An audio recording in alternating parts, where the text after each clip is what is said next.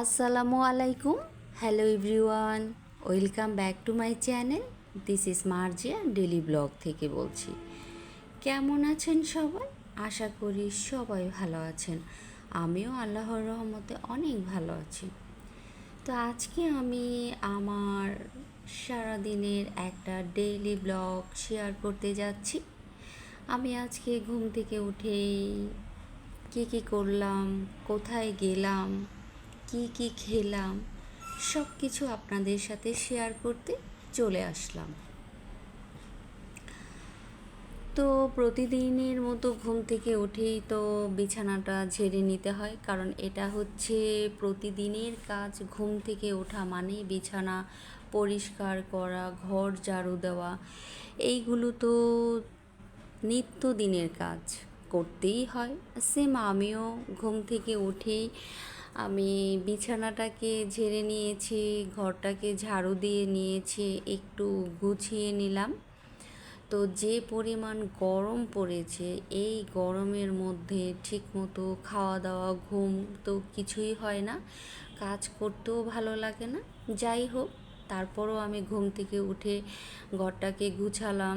গুছানোর পরে এই তো নাস্তা খেতে চলে আসলাম। তো আজকে আমি নাস্তার মধ্যে 2টা ডিম, তার সাথে 2টা টমেটো, পুদিনা পাতা, কাঁচামরিচ, পেঁয়াজ সব কিছু একসাথে দিয়ে ভেজে নিলাম। আর হচ্ছে পাউরুটিটা একটু তেলের মধ্যে হালকা করে ভেজে নিলাম।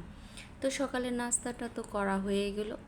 তারপরে হচ্ছে একটু সময় মোবাইল দেখলাম, গান শুনলাম, টিকটক দেখলাম, তারপরে ইউটিউবে সবার ভিডিও দেখলাম।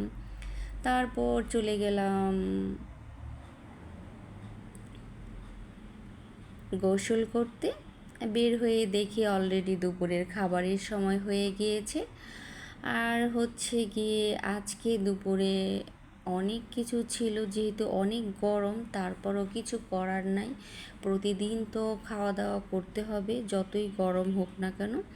তাই আজকে গরুর মাংসের তেহারি করেছিলাম, মাছ, ভাত, তারপরে শাক ভাজি, তার সাথে ফ্রুটস, পিঠা, ভর্তা, অনেক কিছু নিয়ে নিলাম। তো দুপুরের খাওয়া দাওয়া করে ফেললাম।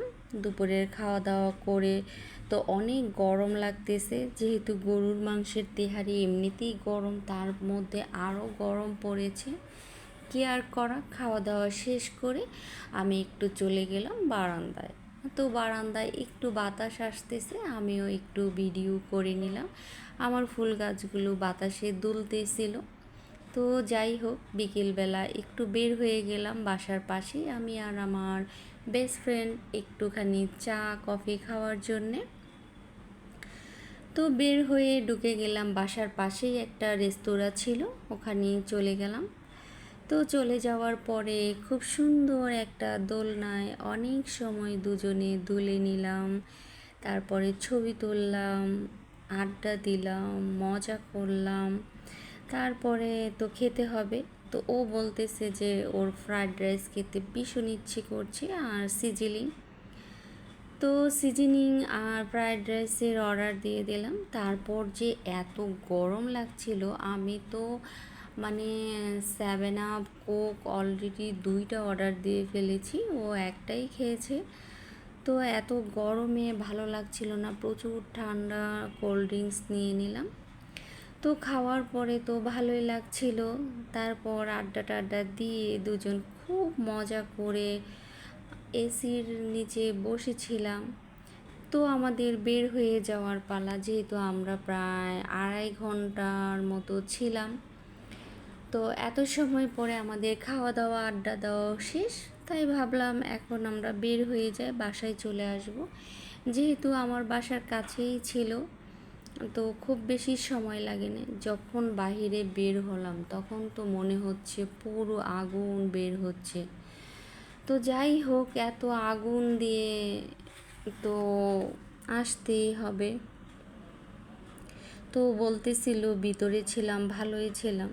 তো বাসায় আসার পর তো পুরো গরমে অস্থির, কি আর করা, তখন বানিয়ে ফেললাম চটপট একটা ঠান্ডা শরবত। শরবতটা খাওয়ার পরে কী যে ভালো লেগেছে, পুরো শরীরটাই শীতল হয়ে গেল। তো আশা করি সবাই ভালো থাকবেন, সুস্থ থাকবেন। আর আজকে সারাদিনে কি কি করলাম আপনাদের মাঝে শেয়ার করে ফেললাম।